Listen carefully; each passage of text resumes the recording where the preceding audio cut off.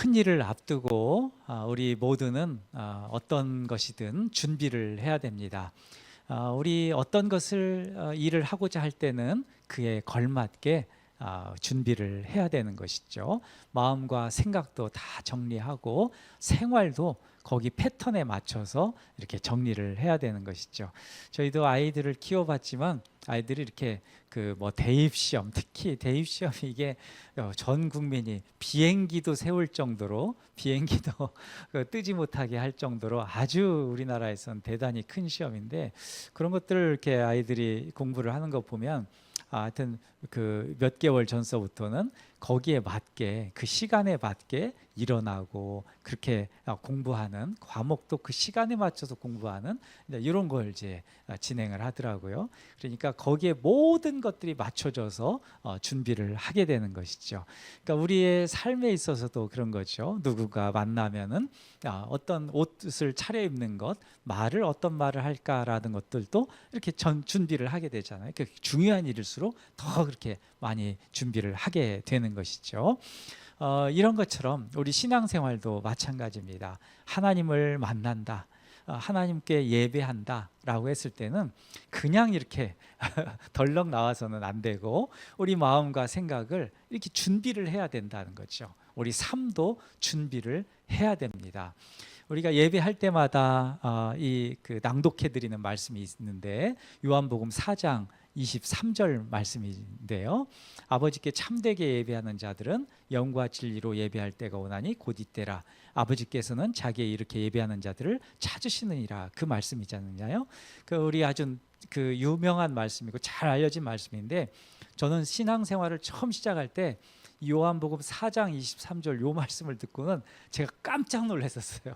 정말 깜짝 놀랐어요. 이게 성경을 이렇게 이제 알아가면서 성경을 요한복음을 이렇게 쭉 읽다가 요한복음 4장 23절 딱 나오면서 그 예배할 때가 있다는데 곧 이때라 하는데, 이때라 하는 그 순간에 제가 얼마나 충격을 받았는지 몰라요. 깜짝 놀래가지고 눈을 크게 떴던 기억이 있고, 그리고 또 한 가지, 두 번째는 아버지께서 이렇게 예배하는 자들을 찾으시니라라고 하는 말씀. 예배하는 자를 찾는다, 이 말씀에 제가 얼마나 마음이 쿵쾅쿵쾅했는지 모릅니다. 하여튼 요 한 구절인데 굉장히 중요한 말씀이죠. 이게 사마리아 여인과 그 우물가에서 예수님이 말씀을 나누다가 그 진리를 말씀하신 바로 그 말씀인데, 너무도 중요한 말씀이 아닐 수 없습니다. 하여튼 우리는 어떤 것이든지 이렇게 준비를 해야 되는데, 특히나 신앙생활에서는 더욱 그렇죠. 예배하는 자들이란 자신의 마음과 생각과 삶을 하나님을 예배하기 위하여 준비하는 사람들입니다.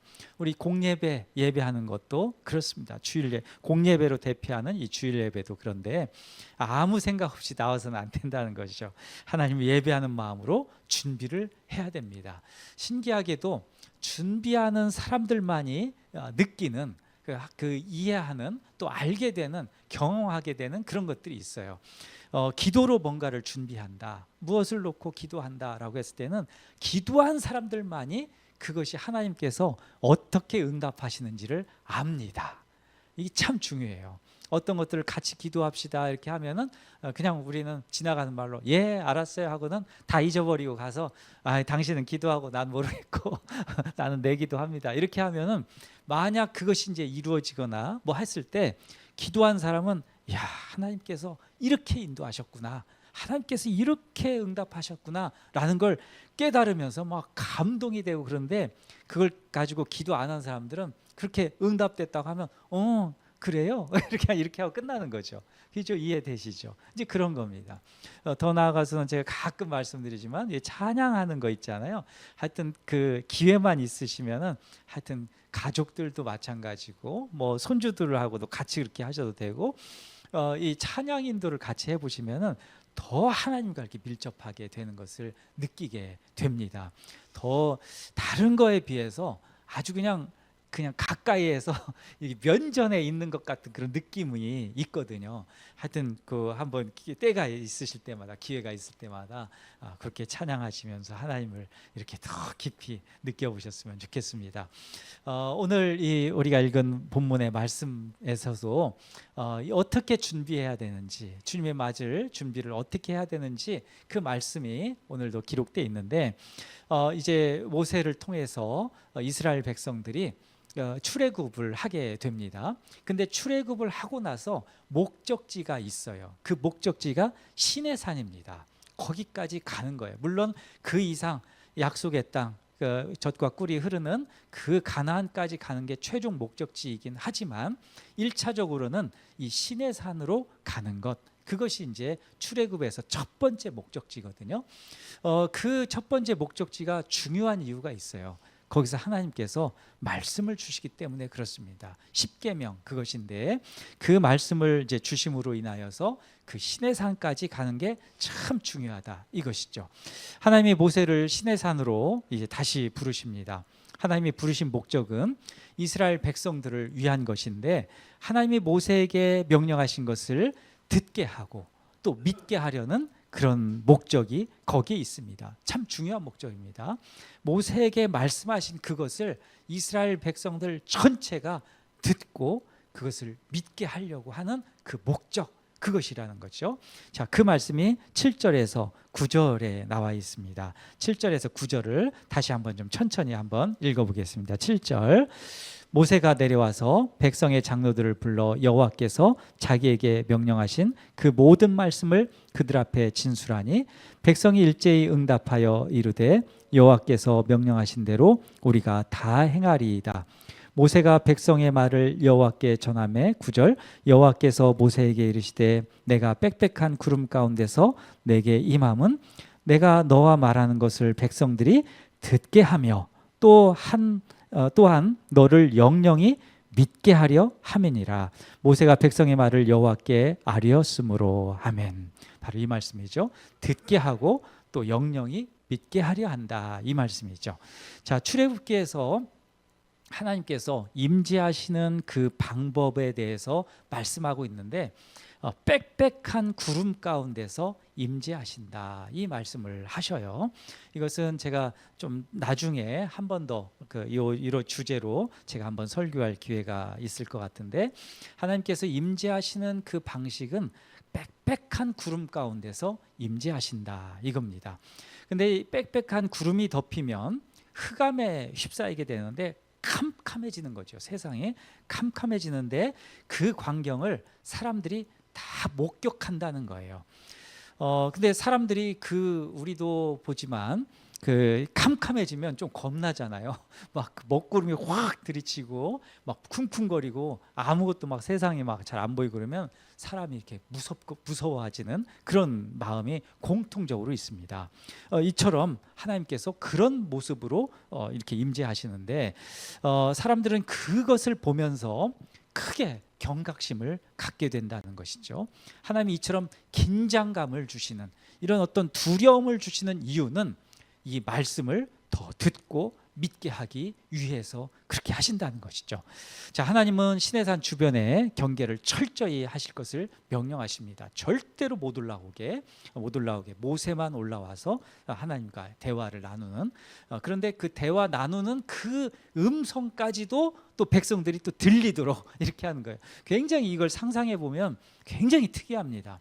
막 빽빽한 구름이 있고 천지 사방이 다 캄캄한데 모세와 하나님과의 대화 소리는 사람들이 다 듣는 거예요. 자, 이런 광경인데 아주 좀 흥미롭지 않습니까? 저는 굉장히 흥미롭게 이 모습이 이렇게 다가와요. 여하튼 하나님께서는 크게 세 가지 명령을 하시는데, 첫 번째는 자기 옷을 깨끗이 빨아라, 자기 옷을 청결하게 하라, 이런 것이고, 두 번째는 한시적으로 금욕 생활을 해라, 그런 것이고, 마지막 세 번째는 산 위로 절대로 올라와서는 안 된다. 올라오는 자는 막 활로 쏴서 죽여버려라 뭐 이런 게 여기 말씀에 있잖아요. 굉장히 엄하게 엄중하게 그걸 딱 갈라놓습니다. 이 세 가지 명령을 하는데 그게 이제 10절과 14절에까지 있는데 이것도 또 조금 긴 구절이긴 하지만 천천히 한번 읽어보겠습니다. 10절 여호와께서 모세에게 이르시되 너는 백성에게로 가서 오늘과 내일 그들을 성결하게 하며 그들에게 옷을 빨게 하고 준비하게 하여 셋째 날을 기다리게 하라. 이는 셋째 날에 나 여호와가 온 백성의 목전에서 시내산에 강림할 것임이니 너는 백성을 위하여 주의 경계를 정하고 이르기를 너희는 삼가 산에 오르거나 그 경계를 침범하지 말지니 산을 침범하는 자는 반드시 죽임을 당할 것이라.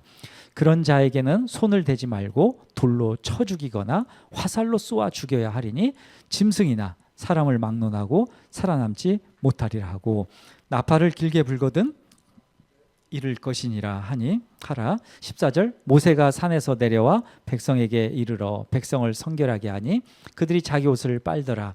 모세가 백성에게 이르되 준비하여 셋째 날을 기다리고 여인을 가까이 하지 말라 하니라. 아멘. 자, 이 말씀은 제가 나중에 그 성막 그 이제 이 출애굽기 20장 이후부터는 성막이 나오잖아요. 거기하고 연결되는 말씀이에요. 이게 참 중요한 말씀인데 하여튼 그건 나중에 한번 제가 한번 그 말씀을 좀 나누도록 하겠습니다.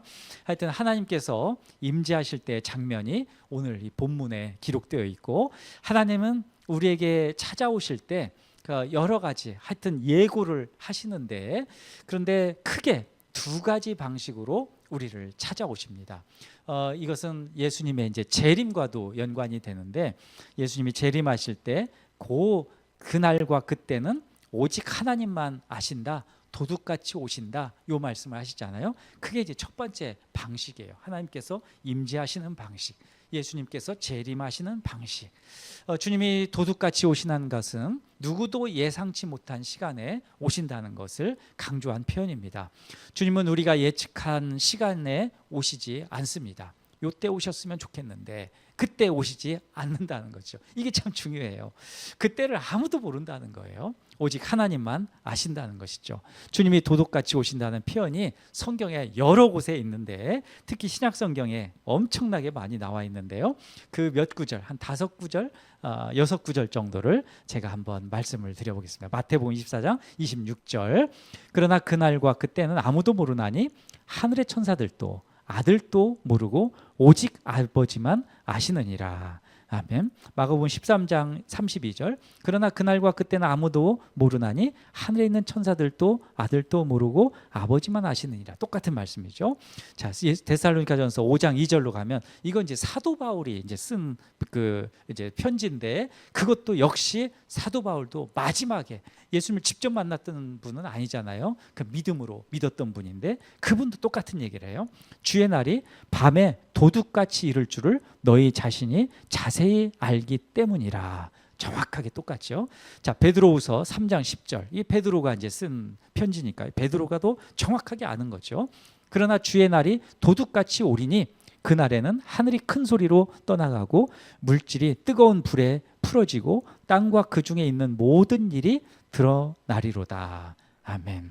자, 이제 요한계시록 가면은 끝으로 가면 요한계시록 3장 3절에 이렇게 말씀해요. 그러므로 내가 어떻게 받았으며 어떻게 들었는지 생각하고 지켜 회개하라.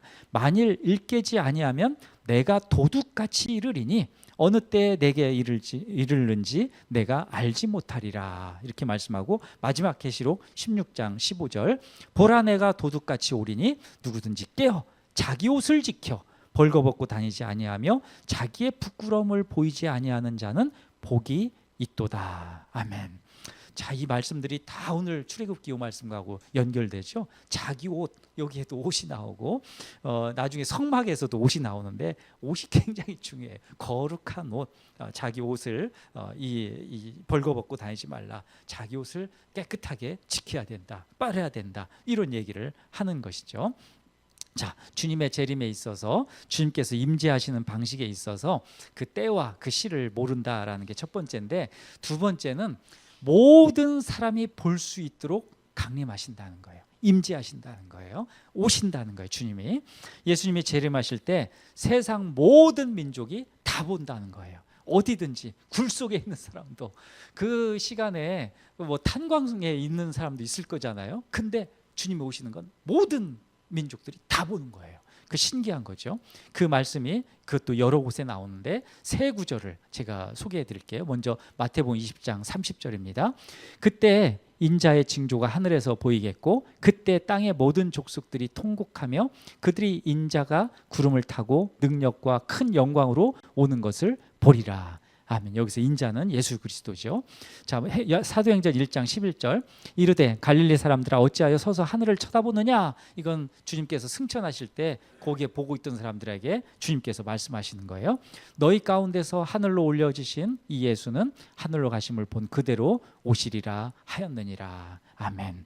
자, 요한계시록 1장 7절에도 이런 말씀이 있어요. 볼지어다 그가 구름을 타고 오시리라. 각 사람의 눈이 그를 보겠고 각 사람의 눈이 그를 보겠고 그를 찌른 자들도 볼 것이요 땅에 있는 모든 족속이 그로 말미암아 애국하리니 그러하리라. 아멘. 이렇게 말씀하는 거죠. 자, 모든 사람들이 주님을 본다 이거죠.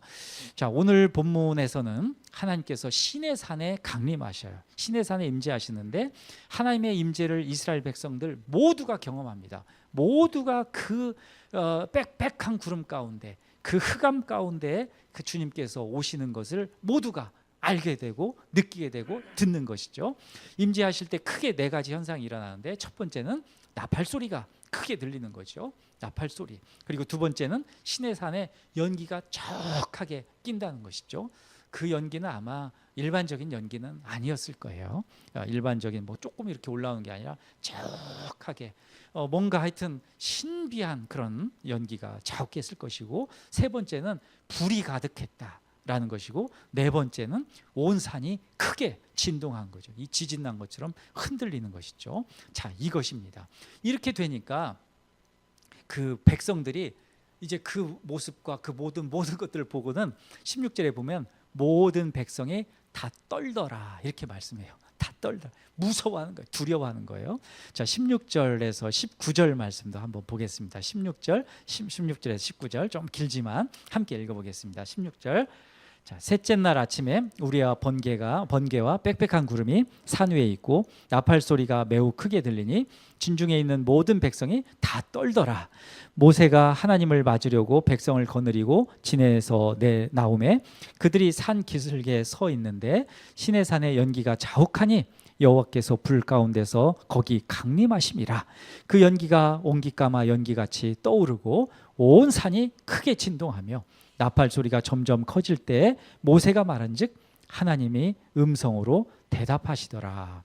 아멘. 정말 놀라운 장면이 아닐 수 없는데 하나님은 이 놀랍게도 온 백성이 보는 앞에서 강림하셨고 또 모세와 나누는 대화를 듣도록 하셨습니다. 이스라엘 백성들은 하나님의 임재를 직접 보고 그 음성을 지금 듣고 있는 것이죠. 근데 그들이 이 현상을 보고 하나님의 음성을 듣고 얼마나 떨었던지 하나님의 음성을 들으니까 더 이상 이제부터는 직접 말씀하시지 마십시오 라고 간절히 그렇게 간청하고 기도합니다. 앞으로는 절대로 하나님 나타나셔서 직접 말씀하시지 마십시오. 모세에게 말씀하시고 우리에게는 말씀하지 마십시오. 너무나 무섭습니다. 이렇게 얘기하는 거예요. 하나님 말씀 앞에서 이런 두려움이 있으신가요? 우리 66권 하나님의 말씀 우리가 날마다 말씀을 묵상하고 있는데 주님의 말씀을 이렇게 대할 때 이런 두려움이 우리 가운데 있는지, 이 말씀을 우리 멋대로 막 하면서 기분 좋을 때는 이 말씀 주시고 기분 나쁠 때는 이런 말씀 주시면 안 되고 이렇게 생각하는 것, 이게 얼마나 우리의 교만인지 모릅니다. 자, 이스라엘 백성들을 보십시오. 진짜 하나님의 말씀이 들려질 때 하나님께서 강림하시고 임재하실 때 두려워 떠는 거예요. 우리 말씀을 볼 때도 그런 두려운 마음이 있어야 됩니다. 그게 정상이에요. 읽으면서도 물론 편안하게 읽을 수 있는 말씀들이 있어요. 편안하게 읽을 수 있는 말씀들이 있는데 주님께서는 하나님의 말씀을 이렇게 보면은 하여튼 상당히 많은 부분은 경고의 말씀이고 그렇게 해야 되고 지켜야 되고 뭔가 긴장감이 도는 말씀들이 상당히 많습니다. 근데 그럴 때 그냥 태평성대로 이렇게 우리가 말씀을 볼 수 없죠. 하나님의 말씀을 두려움으로, 긴장감을 가지고 이 말씀을 꼭 붙들어야 되겠다. 아, 이게 주님께서 말씀하시는 건 이 말씀 놓치면 내가 죽는 거구나. 이런 긴장감, 이런 두려움을 가지고 하나님의 말씀을 봐야 됩니다. 할렐루야. 하나님의 임재는 택하신 백성들에게는 구원의 날이지만 믿지 않는 사람들에게는 심판의 날입니다. 마지막 날 그렇게 될 것입니다. 하나님의 임재를 경험하려면 준비가 필요합니다. 마음을 준비해야 됩니다. 기도로 준비해야 되는 것이죠. 경건한 마음으로 하나님을 앙망하며 사모해야 됩니다. 그 사모하는 심령 가운데, 그 앙망하는 심령 가운데, 그 소망하는 심령 가운데 하나님께서 기쁨으로 임재하시고 하나님의 말씀을 들려주시고 믿게 하시고 은혜를 풍성하게 주신다는 것이죠. 이스라엘 백성들은 하나님의 임재를 기다리면서 3일 동안 준비합니다. 3일. 이 3이라는 숫자가 참 중요한데 3일 동안 자기 영혼과 몸을 성결하게 하게 되는데요. 예수님께서 십자가에 죽으시고 무덤에서 이 머무셨던 기간도 3일입니다. 3이라는 숫자. 또 예수님이 부활하신 것도 3일 만에 부활하셨죠. 3이라는 숫자. 이 3이라는 이 숫자는 상징적으로는요, 이 새로운 시작을 알리는 그런 상징적인 숫자이기도 합니다. 시내산에 하나님이 임재하신 것도 옛 것을 버리고 이것을 새 것을 취해라. 그런 새로운 시작에 그 3이라는 숫자가 부여되는 것이죠. 그것이 율법, 곧 하나님의 말씀인 것이죠. 하나님의 말씀이 이제 그 백성들에게 말씀이 이제 수여되고 임하여지고 그 말씀대로 삶으로 인하여서 복을 얻게 되는 그런 그 평화를 얻게 되고 그 은혜를 얻게 되는 그 시작을 알리는 것이죠. 이스라엘 백성들은 하나님의 말씀을 들음으로 새로운 삶을 시작하게 됩니다. 성경이 삶을 강조하는 이유가 있는데 하나님이 우리의 마음과 영혼에 임재하시겠다는 선언입니다. 그리고 하나님이 우리 삶에 또 임재하시겠다는, 우리 마음과 영혼뿐만이 아니라 우리 삶 전체 인생 가운데 임재하시겠다는 그 선언이 3이라는 숫자, 3일을 기다리라, 3일을 준비해라 라는 것이죠. 근데 이제 3일은 우리가 이제 2000년 예수님 오시고 이제 그 거의 뭐 2000년 이렇게 지나고 있는데, 아무튼 주님이 이제 언제 오실지 우리 모르지만 우리는 그 3이라는 상징적인 숫자를 우리가 기억하면서 우리가 주님을仰망하면서 기다려야 된다, 이런 것이죠. 그런데 우리가 이 세상을 이렇게 보면서는 참 이게 우리의 믿음, 또 우리의 이 하나님 말씀을 두려워하거나 이런 것들이 다 무너지는 이 세상에 살고 있는 것이 분명함을 우리가 깨닫습니다. 제가 오면 올수록 이 세상이 지나면 볼수록 더욱 그런데, 저도 이런 이제 아까 그 기도를 하면서 그런 기도를 했지만 우리 이 시대를 무너뜨리는 어떤 삼각편대라고 할까요? 이 세 가지 아주 무서운 이 사상들이 있는데 그 첫 번째가 포스트 모더니즘입니다. 상대주의라고 하는 거 있잖아요. 이것은 진리의 그 기준을 무너뜨리는 거예요. 절대 기준이 없다, 절대 진리가 없다라는 게 포스트 모더니즘이고 우리말로는 상대주의, 이렇게 되는 것인데, 그러니까 내가 편한 대로 내가 진리면 그냥 그건 진리야 라고 믿고 그렇게 선언하는 게 포스트 모더니즘, 상대주의인데, 이게 그렇게 얘기하면 예전에 저도 잘 몰랐었어요. 이게 얼마만큼의 영향력이 있는지, 그냥 그런가 보다 하고는 이론적으로 공부하고 그랬는데, 시대가 이렇게 흐르면서 보니까 어머나 여기에 다 무너졌네, 이렇게 생각된 거예요. 여기에 다 무너졌네, 이것 때문에 경계가 다 무너져 버렸네. 뭔가 어느 정도 경계가, 어느 정도라고 하는 거 없죠. 진리의 경계가 있는데 그 진리의 경계가 다 무너지는 거예요. 여자 남자도 경계도 무너지고, 여자라고 하면 잡혀가고 남자라고 하면 잡혀가고, 뭐 여자 남자 이 구분을 해야 된다면 잡혀, 이런 시대에 이게 말이 됩니까? 이런 진리가 무너지는데 슬금슬금 오더니 나중에는 확 잡는 거예요.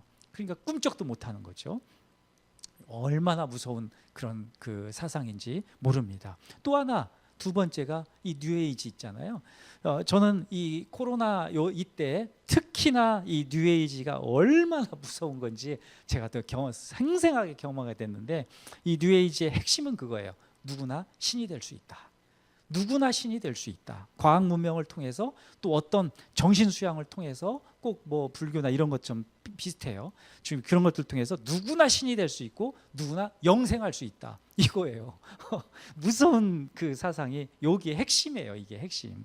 이게 이제 이 온 세상을 지금 다 망가뜨리고 있고, 마지막 하나, 이건 우리 교회하고 신앙인들하고 직접적으로 뭐 두 가지도 마찬가지인데 직접적으로 맞물려 있는 건 이 종교다원주의입니다. 이 종교다원, 말만 들어도 말로는 조금 이게 유순한 거, 다원주의 하면은 이게 뭐지 하고 이렇게 생각할 수 있어요. 이 어려운 말이에요. 사실은 어려운 말인데, 예수 그리스도만이 구원자다라는 것이 부인하는 거예요. 이건 핵심 진리가 그겁니다. 뭐 막 이렇게 여러 가지 뭐 여러 가지 것들로 이렇게 설명을 하는데, 거기서 딱 하나 핵심이 뭐냐라고 하면 예수 그리스도가 구원자다. 예수 그리스도를 믿음으로 구원을 얻는다. 그것을 부인하는 거예요. 다른 걸로도 구원을 얻을 수 있다. 이게 종교다원주의예요.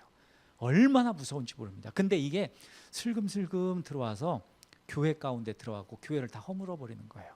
예수 그리스도를 안 믿어도 우리가 열심히 살면, 우리가 착한 일을 하면 그 구원을 얻을 수 있다. 이렇게 들어오는 거예요. 심지어는 아주 지금 뭐 그 출판사 이름을 얘기하면 좀 그렇겠네요. 아이로 시작하는 출판사인데, 하여튼 거기서 오래 전부터 그 출판들을 해오는데, 거기 아주 랍비 출신의 그 기독교인이 있는데, 그 신학자가 무서운 무시무시한 책을 써내고 있어요. 그게 계속해서 베스트셀러가 지금 되고 있는데, 그 책에서 핵심은 뭐냐면 예수 그리스도를 믿지 않고 착한 일만 해도 구원을 얻는다라고 하는 건데, 이게 베스트셀러예요. 기독교 출판사에서 지금 출판하고 있는데, 물론 그것들도 많이 비판도 하고 출간해서 안 된다라고도 하고 얘기는 하지만, 일반적으로 그 사람을 인용하면서 하면 굉장히 유식한 것처럼 얘기하고 뭐 이렇게 보는 게 지금의 현실입니다. 제가 포스트 모더니즘, 뉴에이지, 종교다원주의 얘기했는데, 이게 전 세상, 온 세상을 지금 다 휘몰아치고 있고 교회를 무너뜨리고 있는 주범들인데, 이걸 여기에 대한 경각심들이 없는 거죠. 근데 이게 어떤 거하고 또 물려 있느냐? 두 가지가 물려 있어요. 하나는 이 공산주의, 이 그 마르크시즘이죠. 이 그 마르크스가, 제가 잠깐 예전에도 그 코로나 때 소개해 드린 적이 있는데, 공산주의 이론을 얘기하면서 떠도는 유령이라고 표현을 한 적이 있어요. 떠도는 유령. 근데 유령이라고 이렇게 순화해서 표현한 거지, 이건 귀신이에요. 마귀, 떠도는 마귀, 떠도는 귀신, 그 사탄, 이걸 얘기하는 건데, 고상하게 떠도는 유령이라고 이렇게 얘기한 거예요. 그렇게 돌아다니면서 그 온 세상을 다 엉망진창을 만든 거죠. 그리고 두 번째, 물질주의, 이 자본주의잖아요. 이건 순수한 믿음을 다 무너뜨리는 겁니다. 근데 돈만 주면은 아무 말도 안 하고, 돈만 주면은 그 돈 준 사람 입맛에 맞게 얘기하게 되고, 그것이 순수성을 완전히 무너뜨리는 것. 이게 이제 물질주의, 자본주의잖아요. 공산주의만 거기만 우리가 경계해야 돼. 아니에요. 자본주의 경계해야 되는, 믿음의 순수성을 무너뜨려 버리는 거예요. 요한계시록에서도 그 교회들이 무너지는 게 뭐예요? 돈 때문에 다 무너집니다. 이것인데 요즘 사람들도 그렇잖아요. 또 이렇게 정부가 바뀌면서 막 집값 스물스물 올라간다고 하니까, 너도 나도, 기독교인들도 너도 나도 이렇게 한다. 아이고, 이러면 되겠습니까? 이러면 안 되죠. 기독교인 정신들을 차려야 되는 거죠. 어떤 정부가 들어서든 신앙적으로 우리가 말씀 앞에서 어떻게 살아야 되는가, 어떤 순수한 믿음들을 같이 지켜야 되는가, 주님께서 뭐하라고 말씀하시는지, 세상의 풍조에 떠돌아다니지 않고 거기에 반대로 살라는 거잖아요. 세상 풍조에 그렇게 같이 휩쓸려서 살지 말자는 말씀이 주님께서 하시는 것이잖아요. 그 말씀 우리가 좀 꼭 기억했으면 좋겠습니다. 제가 하여튼 이렇게 좀 열불을 토하면서, 제가 하여튼 그 일주일 오면서 우리 성도님께 이 말씀은, 우리가 시대를 살면서 꼭 말씀을 같이 나눌 필요가 있겠다. 지금 시대가 너무나 우리도 모르는 사이에 이런 포스트 모더니즘과 상대주의, 이런 어떤 그 종교다원주의, 또 이 뉴에이지에 그냥 스물스물 다 무너지는 거예요. 그 정도면 되겠지 하고 우리 경계를, 문을 다 열어놓는 거예요. 열어놓고 있어요. 이미 수없이 그런 것들을 듣고 있고요. 텔레비전 틀어도 그렇고, 뭐 어떤 그 스마트폰 봐도 그렇고, 책을 봐도 그렇고, 영화를 봐도 그렇고, 없는 게 없어요. 이게 어쩌면 좋습니까? 그런데 우리 그리스도인들이 하나님께서 주님의 오실 날은 점점 다가오는데, 아휴, 나는 내 뱃속 편하면 돼, 나 그냥 잘 살면 돼, 이렇게 살면 되겠습니까? 이러면 안 되죠. 그러면 주님께서 난 너 모른다 이렇게 말씀하실 거예요. 아이고, 너무 무섭습니다. 너무 무서운데 오늘 주님께서 빽빽한 구름 사이에서 그 주님께서 임재하시면서 임재하시는 목적이 있습니다. 두 가지. 듣고 믿게 하기 위해서, 듣고 믿게 하기 위해서 주님께서 그 말씀하시는 거예요. 모든 사람들이 다 그 말씀을 듣고 믿게 하시기 위한 것. 자, 오늘도 우리 말씀을 같이 나눕니다. 주님께서 오늘도 말씀하세요. 그 말씀을 들어라. 그리고 그 말씀을 믿어야 된다. 그것이 사는 길이다.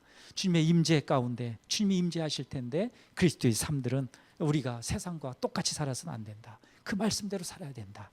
세상이 우리를 핍박하고 우리를 미친놈들이라고 그러고 저 예수 믿는 것들, 저 예수쟁이들 이렇게 얘기할 수는 있지만, 그러나 우리가 거기에 한번 맞물려서 그렇게 사는 것은 우리가 온전치 못하다. 오직 하나님의 말씀 따라서 사는 것이 진리이고 그것이 구원에 이르는 길이다. 이 말씀을 우리가 꼭 믿고 그 말씀대로 사는 우리 모두가 되시기를 간절히 축복하고 소망합니다.